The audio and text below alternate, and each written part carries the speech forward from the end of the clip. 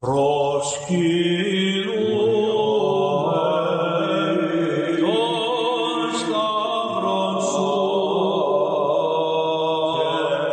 back to the History of the Papacy podcast, a podcast about the popes of Rome and Christian Church.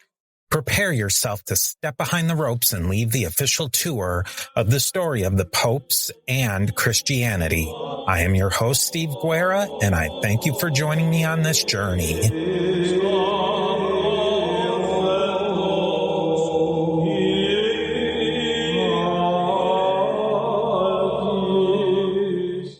Welcome back to another exciting and hopefully interesting collaboration between History of the Papacy podcast, hosted by me, Steve Guerra, and History in the Bible podcast, hosted by the one and only Garry Stevens. Garry, how are you? I'm just tickety-boo as ever, Steve. Not dead yet. And that's good. We're all both here as of the moment of this recording. Today, we're going to do something a little bit different, and something that might even become a regular staple is we're going to do a podcast version of a reaction video, except we're not reacting to a video. We're reacting to an article from the magazine Biblical Archaeology Review. The article we're going to react to today is called New Directions, How Archaeology Illuminates the Bible, written by Jenny Ebeling. And Jenny Ebeling is an associate professor of archaeology at the University of Evansville. This article came from the latest edition, as of the recording, the latest edition of the magazine Biblical Archaeological Review from the spring 2025 edition, which was actually a retrospective of 50 years of the Biblical Archaeological Review magazine. So Garry is going to give us a little bit of background on BAR. That's just what we'll refer to it as from now on to make our lives a little easier. Garry, tell us a little bit about BAR and what you think about BAR. Biblical Archaeology Review is the preeminent bridge between the public and the work of archaeologists in the Middle East. Now, I think the closest analogy I can think of, it would be National Geographic. Does that sound reasonable? Yeah, I think it could be even maybe a little more academic than National Geographic, but definitely I 100% agree. It's a bridge between the interested person, layperson, and the academy. All the articles are well written. They don't use really jargon anywhere. They don't have lots of footnotes. So it's not a typical academic journal. It's a popular journal. Now, it was founded by the lawyer Herschel Shanks way back in 1975. And Shanks remained its editor for 43 years. He died in 2021 from COVID, I think when he was in his 90s. So he ran the magazine for a long time. And I think we owe Shanks a great debt in making esoteric academic research accessible to the public. And he did this for a very long time. We also owe Shanks another debt. He was a very important figure in releasing the Dead Sea Scrolls from their academic prison. Now, most listeners probably don't know this, but the Dead Sea Scrolls first unearthed in 1947, and then they became trapped by this cabal of academics called the International Committee, housed in the Rockefeller Museum in Jerusalem. And this committee, for pretty much 50 years, refused to let others inspect the scrolls, and they insisted on working at an absolutely glacial pace. Scholars for years were telling this committee, hey, can you get a move on? Because you haven't actually published much, and we know you have a lot of stuff. And they'd say, yeah, we'll get there. So in 1991, this is decades after the Dead Sea Scrolls are discovered, Herschel Shanks stumbled on microfilm copies of the scrolls, which were housed in the Huntington Library in the United States. And he said, "Ooh, this is interesting." And he published, with the assistance of others, these microfilm copies as printed editions. The International Committee had an absolute fit.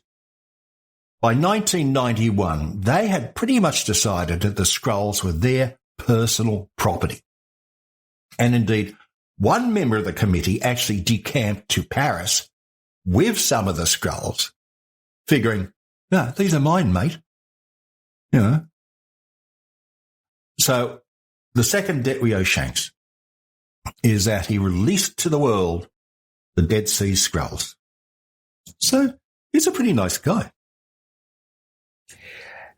I think that's why it must be that so much came out. Like, if you follow the trajectory of the Dead Sea Scrolls, there's a big explosion of talk about them in the 90s. So that makes a lot of sense. And then the scholarship evolved so quickly on them. That originally they would say one thing and that would be the canon on them. And then it would evolve, and things changed so quickly in the late 90s, early 2000s. If you go and read something about the Dead Sea Scrolls from the early 2000s, it's almost unrecognizable, the interpretation of them against today. And that'll probably continue to change. Yeah, the International Committee had their own ideas about the origins of the scrolls and what they meant. And as part of their remit, they believed it was their job to foist that view on the rest of the world. So, yeah, it wasn't until the scrolls were released to the International Academic Committee that other theories were basically allowed to thrive. So how we're going to do this episode is we'll quote a little bit of the article and by Professor, I'm saying Ebeling, but maybe it could be Ebeling. So, Jenny, if you're out there and you hear this, yeah, please correct us on this.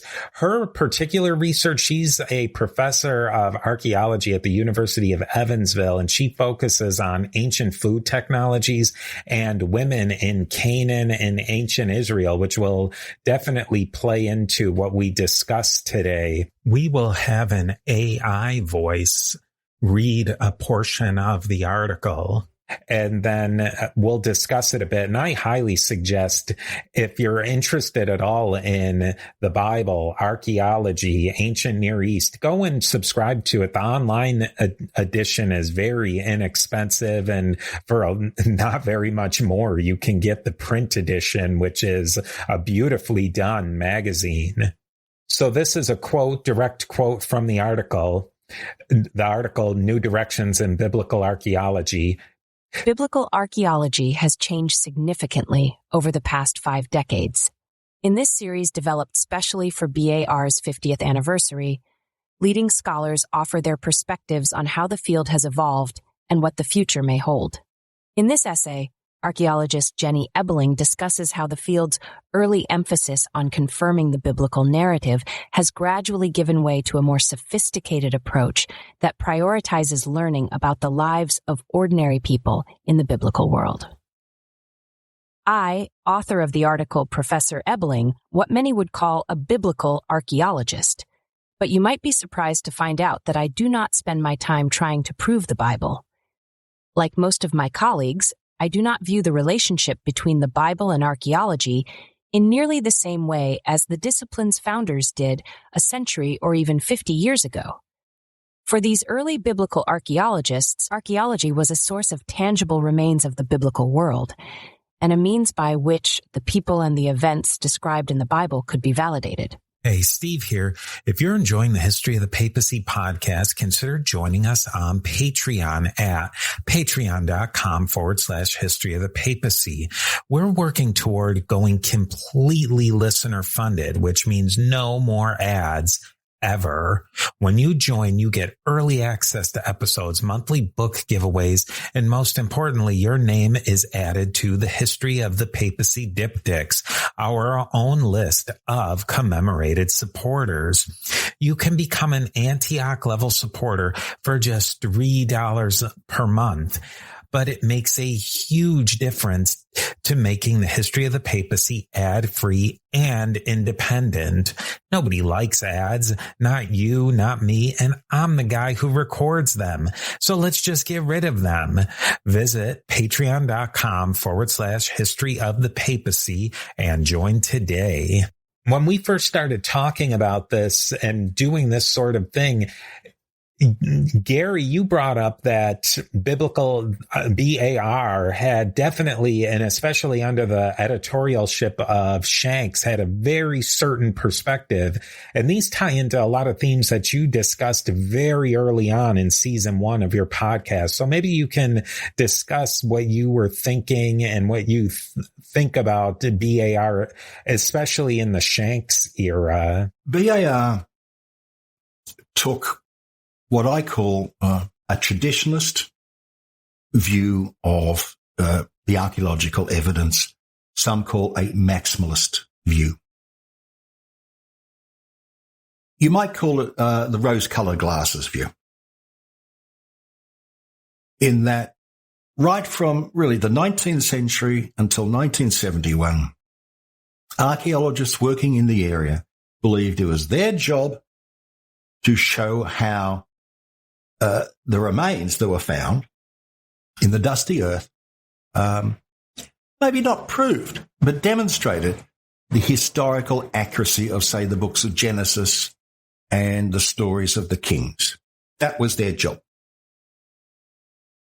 That view fell apart in the 1970s, but BAR pretty much stayed with the traditionalist view. So a typical example of the rose-colored glasses view would be, we've discovered a coffin or a tomb and it has the name John written on it. We've dated the tomb to the 1st century of the Common Era. Wow. We have found the coffin of John the Baptist. I mean, no. You found a box with the word John written on it. So there was a tendency, every find was sort of magnified as an example of some evidence to prove the Bible. Now, Ebeling says, and I think this is really interesting, she said, as you said, Ebeling says, but you might be surprised, you the reader might be surprised to find out that I do not spend my time trying to prove the Bible. So she certainly believes that her readership still maintains the old traditionalist view. But that's been in decline, well, since the mid-70s, which is when Shanks started his work. The biblical archaeology was, until very recently, always considered a bit of an odd bod in the archaeological field. For a start, all the early archaeologists of the Middle East were trained in Bible studies departments, not an archaeology department. And they spent their time sort of Indiana Jonesing things. They were looking for mighty walls, massive monuments, all that sort of stuff. Modern archaeologists don't do that at all.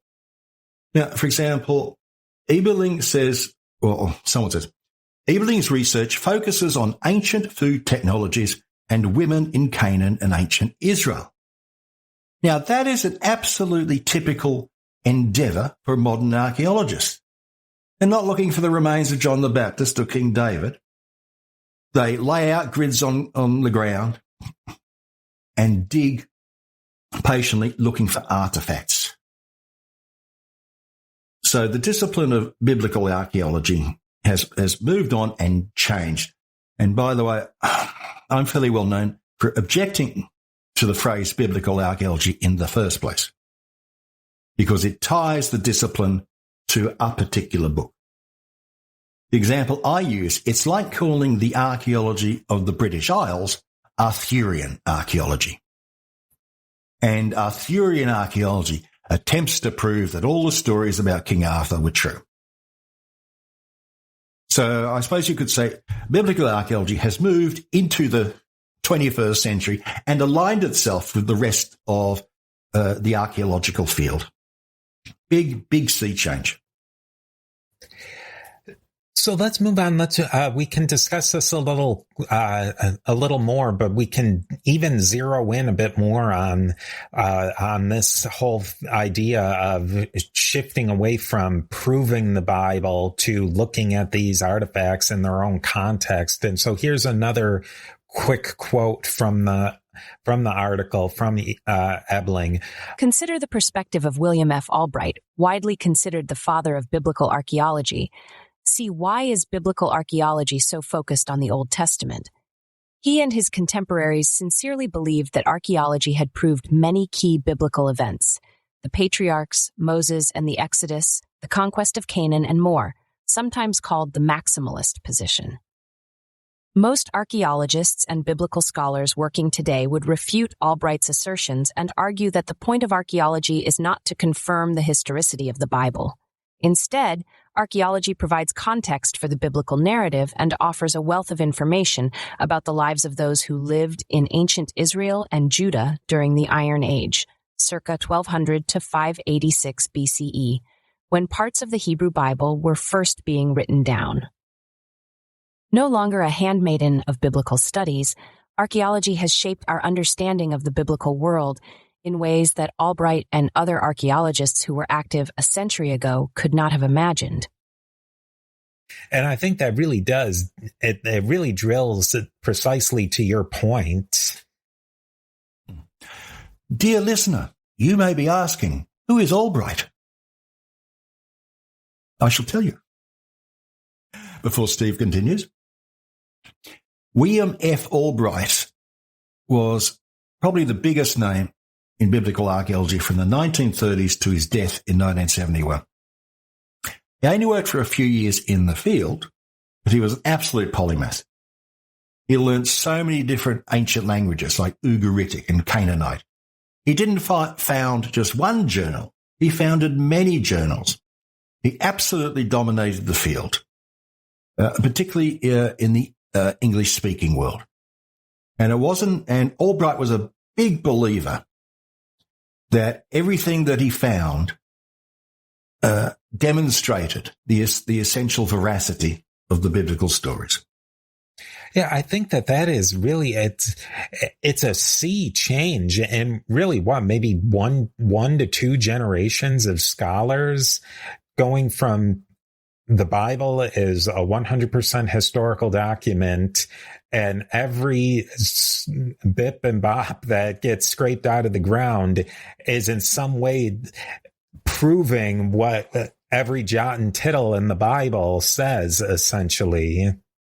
All right, so we move on, and another little quote here. Although some biblical archaeologists continue to debate major historical questions, such as the size and nature of David and Solomon's kingdom, most scholars now take a different approach.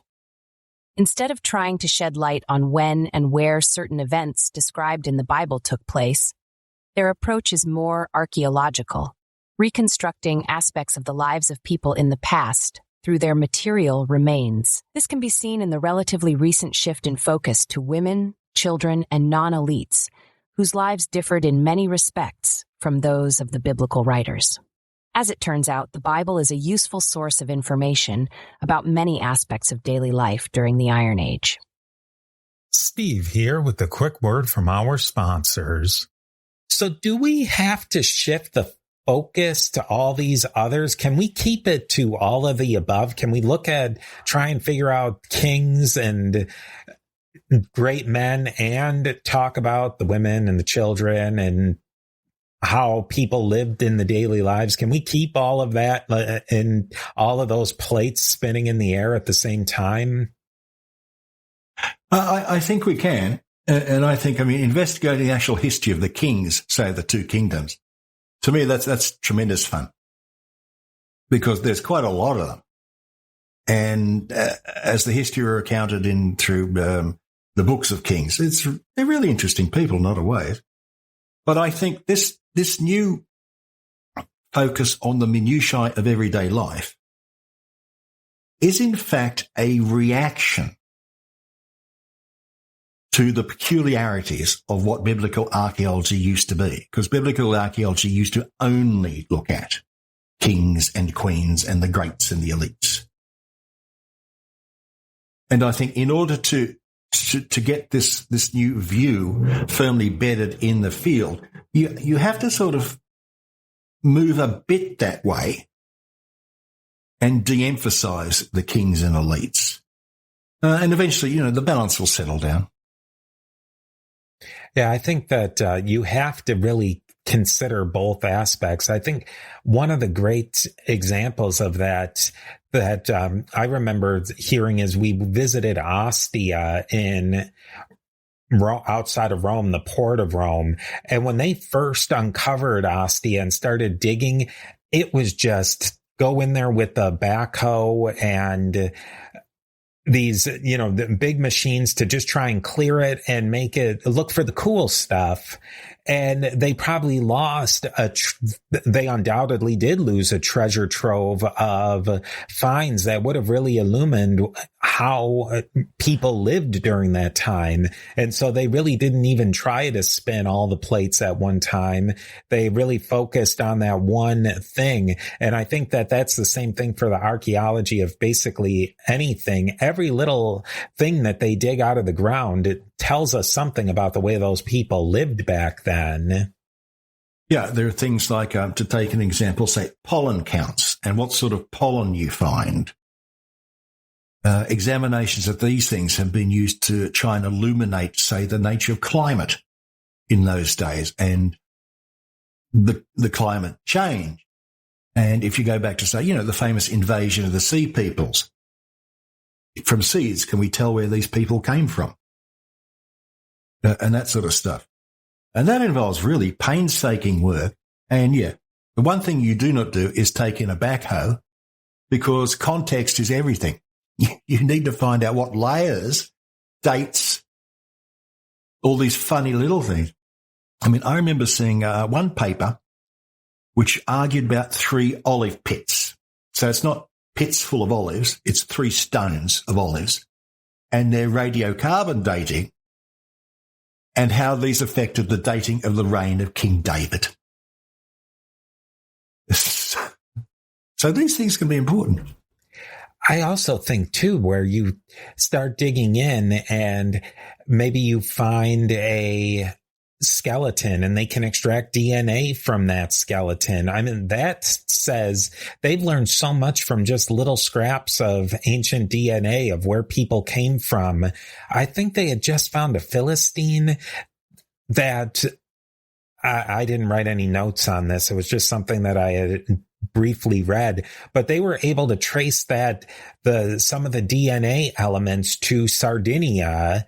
So that it says a great deal about what is going on in that era. And if they can track trade routes, that something came from Cyprus, something came from as far away as the Black Sea, that says a lot more than, did this prove or disprove that David did something at some point in the Bible. Yeah. That sort of work. It illuminates trade routes and connections between polities and peoples. All right, so let's move on and we'll read a little bit more here. So this one might be a little bit longer. One example comes from the Hebrew Bible's descriptions of food culture and technology. While the biblical writers themselves probably did not operate handstones, grinding slabs, pestles, and mortars, all evidence suggests these food preparation tools were primarily used by women in domestic contexts. They occasionally mention them because they were familiar with their physical characteristics. Judges 9:53, 2 Samuel 11:21. Knew their value as household items, Deuteronomy 24:6, and lived with the familiar sounds of grain grinding, Jeremiah 25:10, Ecclesiastes 12:4. Given how conservative such ancient technologies were, it doesn't matter so much if the men who wrote these passages lived in the 8th century, the 5th century, or even later. Of course, some aspects of daily life changed for those who lived in Israel and Judah during this tumultuous time. But essential daily life activities that involved the clay and stone artifacts and installations that are preserved in huge quantities in Bronze and Iron Age contexts did not change dramatically during this period. In short, archaeologists used the Bible, along with extra-biblical texts, artistic representations, ethnographic information, and other sources of information to interpret what we uncover through survey and excavation. I think personally this is very interesting because it's hard for a modern person to comprehend technology not changing at light speed. Between, say, the fall of the Roman Empire all the way up to the early 1800s with the advent of steam power, for the most part, people's lives would have been fairly recognizable. The daily ebb and flow of life between a person living in 1805 to somebody living in the 300s probably wouldn't have been that dramatically different. And then once locomotives came and someone could travel essentially a day's journey by horse or foot in maybe an hour, life changed dramatically. And I mean, we're not even talking about the countless revolutions of the 19th century, the 20th century, all the changes of the Industrial Revolution. And now in the past 30 years or even less, we've gone at least through two major revolutions of the internet and AI. I think trying to wrap your mind around that they could dig up something in an 800-year spread and still get that general gist of how people were living. I just thought that was just a really interesting little tidbit there. And I think that it really does give us a really clear view of why not just that the text has to illuminate and shed light onto the archaeology, and the archaeology has to shed light on the textual evidence. You really do have to use those two tools to try and understand these people in their time. Now let's quote a little bit more, and then we can dig into some different ideas that she really gets into here, especially about archaeology. And if you've been listening to my episodes recently, especially, I think you'll connect with these. No archaeological evidence for commercial bakeries and mills has been identified in Iron Age Israel and Judah, and grinding stones and ovens tend to be found in domestic contexts. Now, I found that really interesting. I'm quite sure that the Romans, for example, had commercial bakeries and mills.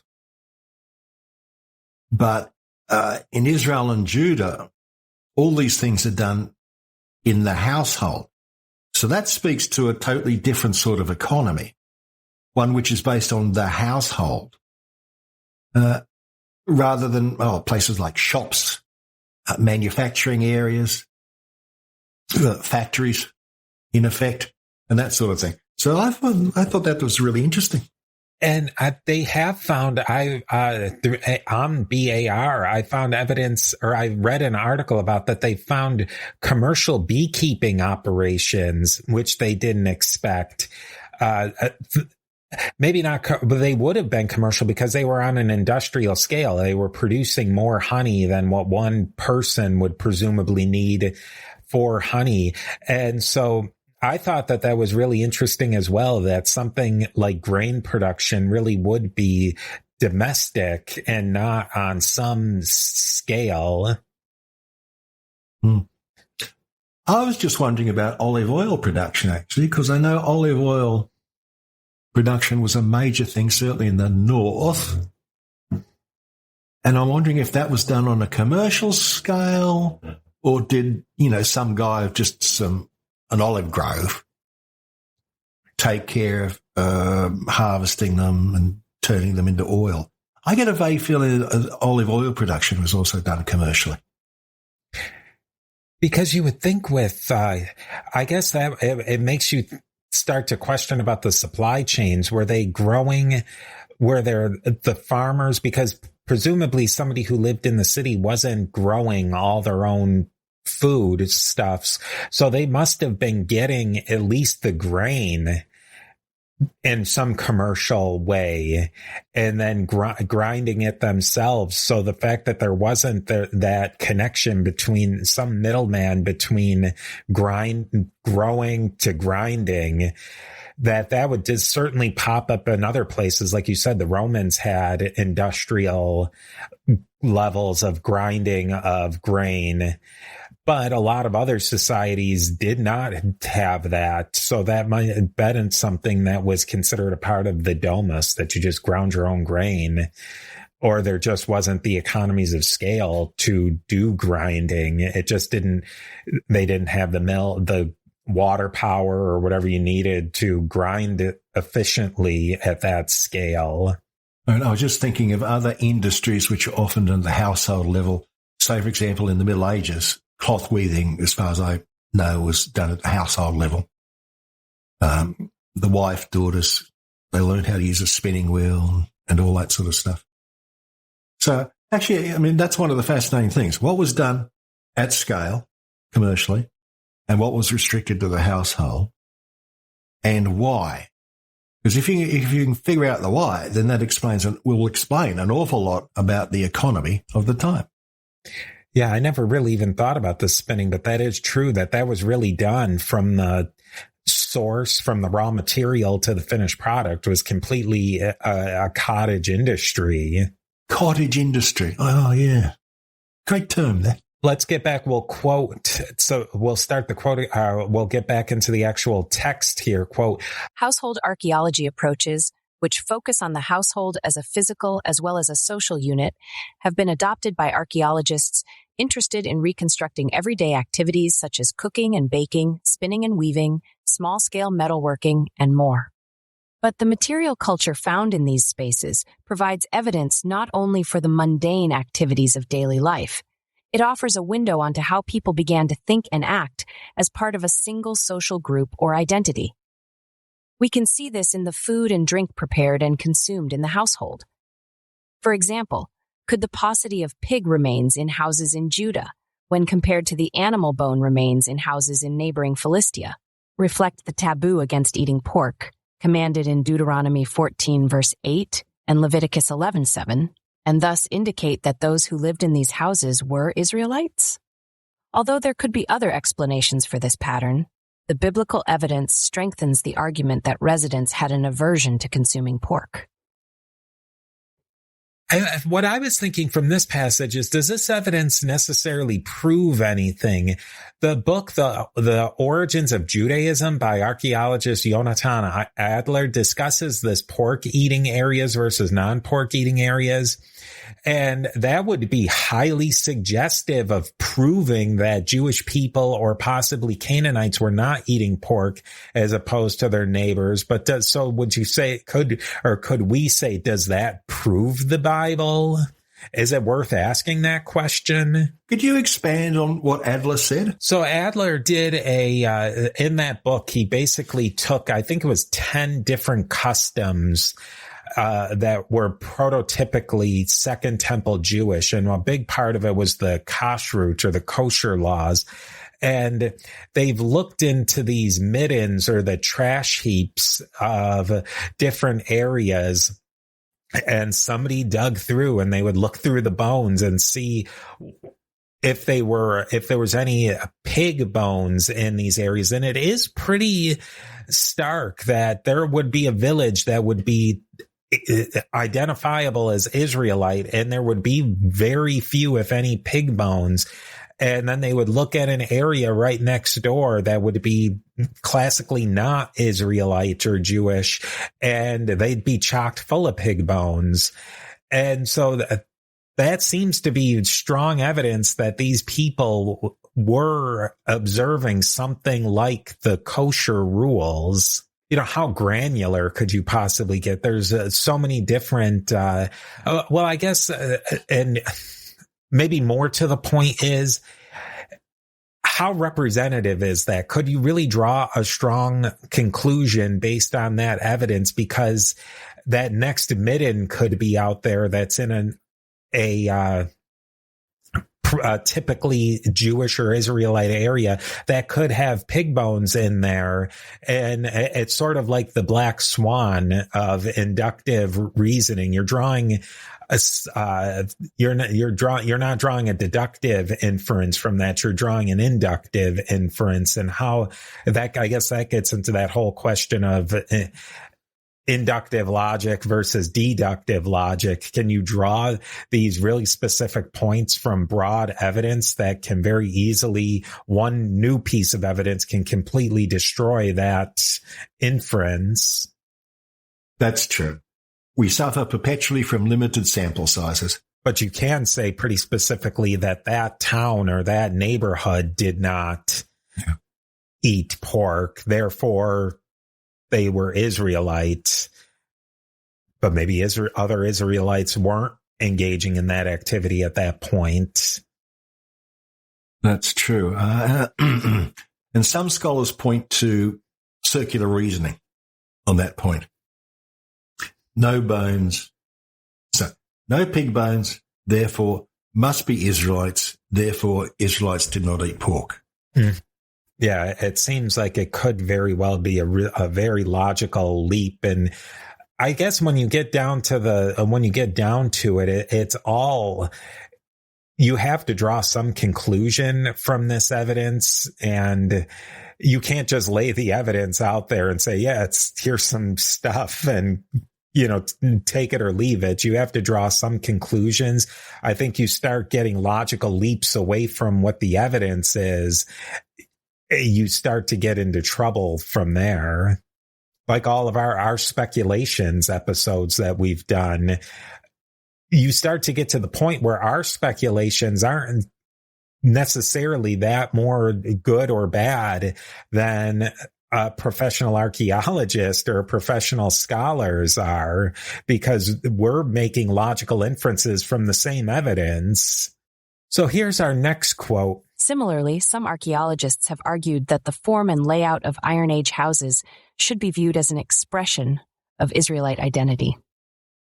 Pillared houses, also known as four-room houses, have their origins in earlier late Bronze Age houses and may have developed as an adaptation to agrarian life in the central highland villages of the early Israelite period, circa 1200 to 1000 BCE. The fact that this house type persisted into the period of the monarchy, circa 1586 BCE, in both urban and rural settings, might suggest that pillared houses signaled group identity. Indeed, the biblical writers understood the household as the fundamental unit of Israelite society, as seen in the use of the expressions Bet, Ab, house of the father, to denote a multi-generational family, its structures and property in multiple passages, and Bet Em, house of the mother, in situations where women are active agents. Genesis 24:28, Ruth 1:8, Song of Songs 3:4-8-2. And that's very interesting. Are housing practices connected to a people? I think there's definitely validity to that. Oh, yeah, I would have thought so. I did a little bit of investigation into the four-room house theory. And at the minute, I think the academic consensus is, these are definite markers of the Israelites as compared to all the other peoples in the area. But, of course, we would have to actually find, some more evidence, wouldn't we, as ever? Archaeologists are going to be doing this for the next 200 years, aren't they? They got jobs for life. And you think about it, the way people live definitely signifies a culture, probably more, as much as anything. Drop yourself into a suburban neighborhood in probably any English speaking country, and you're going to see something that looks very similar of maybe single family houses, but even in apartments, it's generally going to be a singular family unit of some sort, less so multi-generational, which that's kind of changing. But to me, that seems kind of an influence even of other cultures generally. If you take the prototypical English-speaking community, the multi-generational, I bet you if you looked at many of the multi-generational houses, they're probably immigrants more likely than to be longstanding people who had lived in that community for generations. Moving on to the next section, Ebeling gets into more of the household items. So, quote, where every, from members of the royal family to the everyday people who made up most of Israelite society, learned the traditions and norms of the group. Judges 17, which focuses on the bet ab of a man named Micah, not be confused with the biblical prophet of the same name, in the period before the establishment of the monarchy, describes another important activity performed in the context of the household, worship. Although the biblical writers generally condemned cultic activities that did not take place in the tabernacle, Jerusalem temple, and other places where Yahweh, the patron deity of biblical Israel, was officially to be served, they did describe situations in which men, women, and even children participated in ritual activities. End quote. That seems to me where you always have this blending of the household religion versus the public religion. And I think any religion at any time always has that aspect of how religion is expressed basically outside of the religious building versus how it's expressed inside of the religious building. And that to me is the heart and soul. You really can't learn about, or the best way to learn about religion is to learn about how it's written on paper versus how it's actually done. And so she goes on to say, according to Judges 17, Micah commissioned several images, figurines, created cultic equipment, an ephod and teraphim, and hired a Levite priest to perform rituals in a shrine he establishes on his property called a Bet Elohim, House of God. Although the identifications of ephod and teraphim are obscure, archaeologists have uncovered a wealth of specialized cultic equipment in the Iron Age. Houses that bear witness to a variety of ritual activities. These include figurines and amulets, miniature shrines, altars, and stands for placing offerings and burning incense, and special vessels, such as ring-shaped pottery kernoi, that may have been used to pour libations. Although these objects are sometimes found in spaces created specifically for religious practice, so-called cult corners, they are often found in areas where cooking, baking, and other daily life activities took place.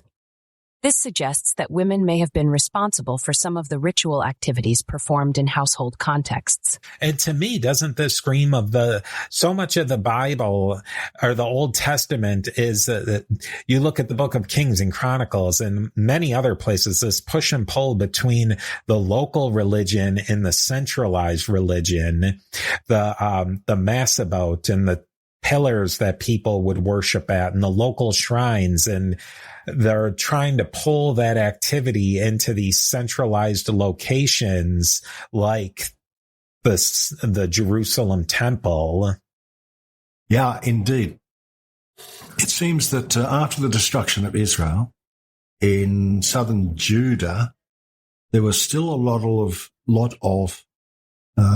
local priests hanging around with local shrines, as well as all these family rituals going on. And I remember some of the kings tried to get rid of this dispersed worship, but they found it very difficult, if I remember correctly. The kings always wanted everything to be in Jerusalem, where they lived. But the people in the country, which would be, probably 95% of them, 99% of them, were really keen on maintaining, what would you call it, a religious independence and doing things in their own house or at the little local shrine which your cousin runs.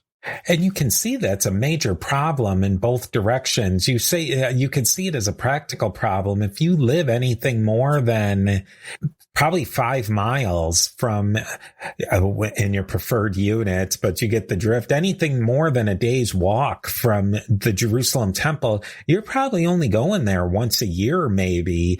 And the farther you get away from there by increments, the less and less likely you are. So you start to have to support this institution that you may never go to, or you go once every several years.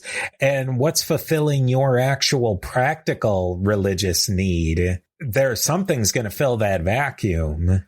And I would have thought, if you got your little house and you've got a field, you got to spend all your time taking care of that field, planting the seed, harvesting it, etc. So any time off work, well, that could be a major disruption. So yeah, as you say, having to take a whole day just to walk somewhere, spend a few days there and then come back, unless you're a household which has adult children to help, then you'd be very reluctant to do that. Which it seems that they really were organizing their society around these multi-generational situations where you have a pater familias who's the nominal head of this organization. And if you have more kids, they build their house next to where the pater familias is. And it's more, it's kind of an insurance policy, really. You have more people, especially if you are building everything from A to Z, you are raising the sheep to shear, to spin, to turn into your own finished good, your own coat or whatever, your own pants, if they indeed wore pants. But you get the gist, or you're growing your own grain that you're going to grind and turn into bread or beer. You're growing your grapes that you're going to turn into wine. Every single thing, if you start to get specialized people in the family to take care of that, you're definitely ensuring yourself, and you're hedging your bets that if somebody dies or a crop fails, you've got some sort of redundancy built into that system, especially if there is no, which it's seeming that that's the direction she's pointing in, is that there wasn't a supply chain to necessarily get these items, or there was maybe no currency to get these items. That's true, until who invented money? The Medes? I think, was it the Medes?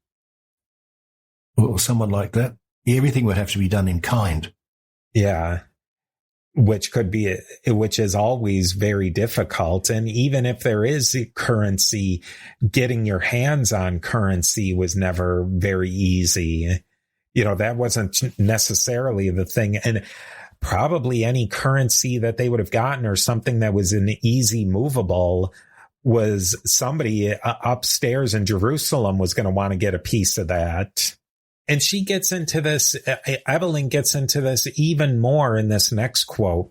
Given my interest in bread and baking in the Iron Age, I am fascinated by passages in Jeremiah that describe a family ritual that involves the preparation of special cakes for the Queen of Heaven, likely the Canaanite Astarte or Mesopotamian Ishtar. In the towns of Judah and in the streets of Jerusalem, writes the prophet, the children gather wood, the fathers kindle fire, and the women knead dough to make cakes for the Queen of Heaven, and they pour out drink offerings to other gods. Jeremiah 7:17-18. The cakes, called kawanim, cognate to Akkadian kamanu, a type of baked good offered to Ishtar, were marked with the image of the goddess, according to Jeremiah 44:19. Although Jeremiah clearly condemns these activities, the women who speak in this passage are convinced that making offerings to the Queen of Heaven and pouring out libations to her had ensured the success of their community. Steve here with a quick word from our sponsors. So, Gary, what did you think about that passage? Well, I think it's fascinating that as late as the time of Jeremiah, we have polytheists there. The Bible is actually acknowledging polytheists and the popularity of the Queen of Heaven. I mean, Yahweh was a pretty macho god, wasn't he? He doesn't seem to have a feminine side. That only seemed to have been invented in the late wisdom literature, where they invented the concept of Sophia, or wisdom. who definitely had feminine characteristics. So I would have thought in the old Israelite religion, there was a definite hankering for some sort of female aspect. And sure enough, you got Astarte or Ishtar. Everybody else worships them, for hundreds of miles around. It's just interesting to see the Bible acknowledging it, because they don't often do that. Although, of course, in Jeremiah and other places, the practice is condemned, but it does give us evidence that it existed. I also think it points to that there were so many reforms going on in the Bible. It seems like or in the Old Testament, that every other thing is they're trying to get back to that old-timey religion of Moses that really didn't. It was their thing that they were trying to pare out these polytheistic aspects to get down to their pure going into monolatry and then into monotheism, that they keep trying to pare this down. But I think we can see so many other examples of how difficult it is to get out long held traditions. I mean, look at I remember reading something about Martin Luther that even as far as in his time, there was some really, we're talking the 1500s, the late 1400s, early 1500s, were real serious polytheistic, like old Germanic and old polytheism aspects were still like very closely held. And think about a place like the way northern extremities like Scandinavia that really didn't officially become Christian until the 1100s, the 1000 to 1100. You don't just get rid of those long held beliefs very easily. There's going to be a certain amount of syncretism that just can't be ironed out in a quick reform movement. To this day, Icelanders still have elves. Yeah, absolutely. Or things get, certain aspects get, in Christianity, they would say they were baptized. Something that was clearly a pagan ritual gets Christianized, christened, if you will. They even refer to it as being baptized. They've accepted it. Yeah, this was something that was done in the olden days, but we're going to adopt it into Christianity and make it Christian. And they clearly were doing some of that in the Old Testament as well, in this Iron Age Judah. You can't beat it, at least bring it in and normalize it to some degree. Jeremiah doesn't seem to be wanting to do that, but there's clearly examples where things that were clearly polytheistic got monolatrized, if you will, and then made to fit into monotheism. And I wonder, for example, how many ancient saints are aspects of certain pagan gods, and they just became Christianized. There's a lot of examples of that in Irish Christianity, because they were so Christianity got introduced, but it didn't really have the Roman Empire behind it in Ireland. Evidence definitely suggests that there's some sort of pagan influence. St. Bridget, I believe, is one of the ones that was may have been a Irish goddess that got turned into Christian. There's a lot of debate about that. But then you have the St. Patrick who's coming in. He's clearly got the backing of the empire behind him, and more so of the institutional church. That's definitely represented in the story as well. So we're going to wrap this up with one last quote, and we'll leave it at there for today. So the last quote is, quote, "Archaeological discoveries have transformed our understanding of life in ancient Israel. Although biblical archaeology first developed as a means of proving the veracity of biblical accounts, it should now be considered a primary source of information about the people who lived in the Iron Age. No longer restricted to the information provided by the biblical writers, who did not intend to write a manual of daily life and probably knew relatively little about some of the activities they describe, we have at our disposal an ever-increasing body of data that can inform on matters related to Israelite subsistence, technology, identity, ritual, and much more. While such studies do not necessarily answer the kinds of historical questions that motivated Albright and his contemporaries, anthropological approaches like these help us reconstruct a fuller picture of life in ancient Israel in all its complexity and vitality.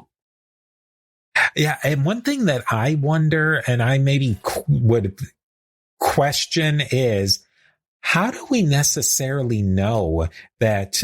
I guess she's kind of making an inference there that somebody like Jeremiah wouldn't know how day-to-day life would work. But I would think that he would have been born into that culture of the everything being domesticated like everybody else was. And if you're living in that environment, you're going to know what's going on in the day-to-day life, unless these scribes really did live in a rarefied, secluded lifestyle, maybe courtly lifestyle, that they didn't see the domestic life. I suppose so. Although I was just thinking, take a household, say the 1950s, English-speaking world. How much would the husband have known about cooking? How many husbands in the 1950s would have ever cooked a meal in their lives? Yeah, that is true. So if they comment on that, they're commenting definitely not from the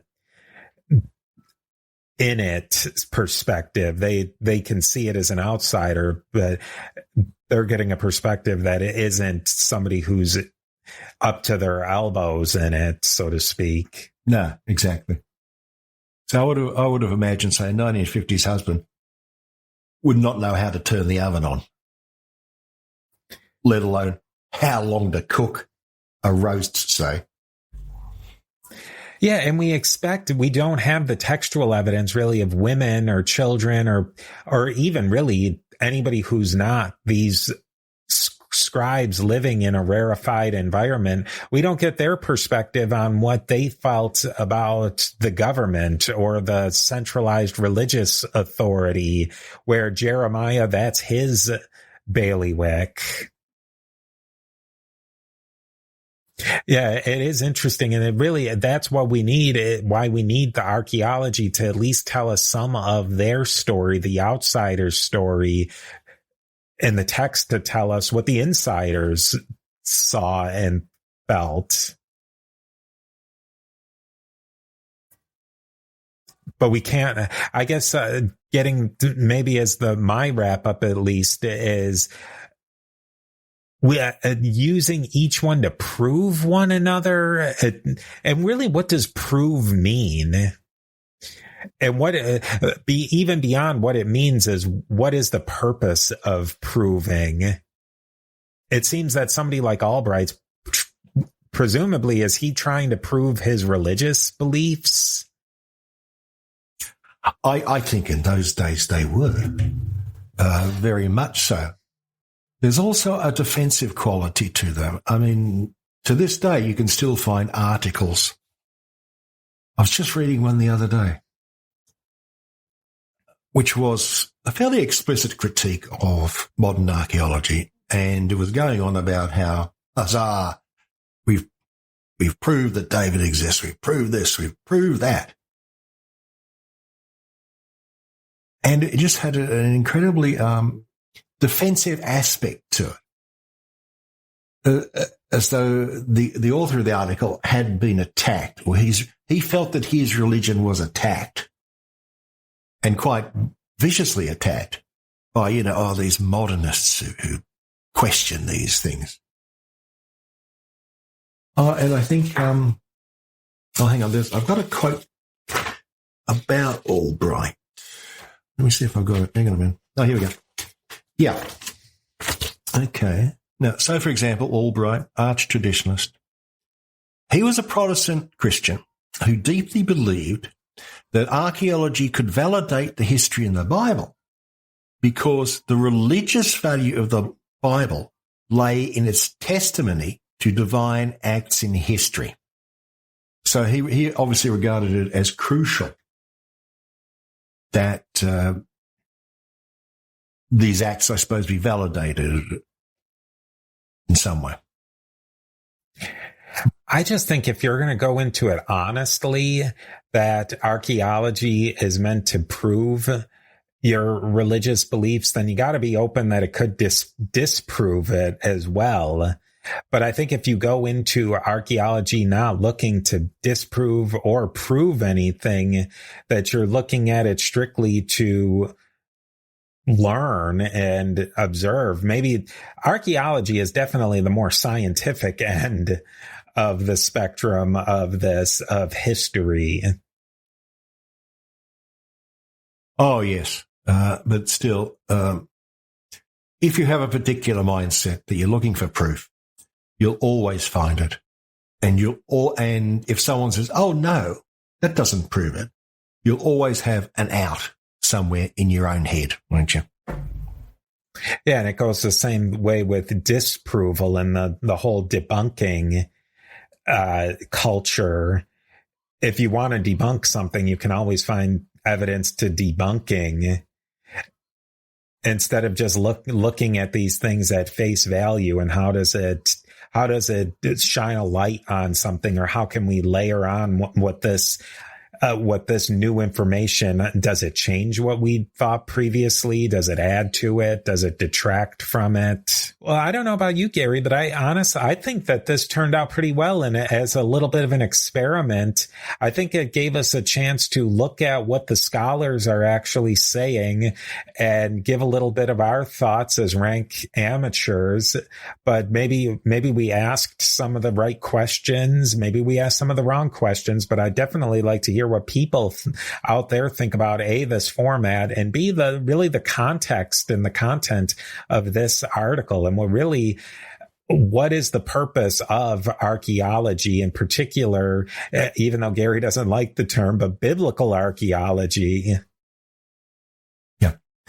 I think you've heard from Steve's extensive quotes that the article is quite well written. It's written for a lay audience, and I think it does its job very well. And that's a hallmark of Biblical Archaeology Review. And with that, definitely let us know if this is something you'd like to do more of. I personally very much enjoy it, so I probably expect some more of these. And with that, I'm Steve signing off. And Gary says, toodles.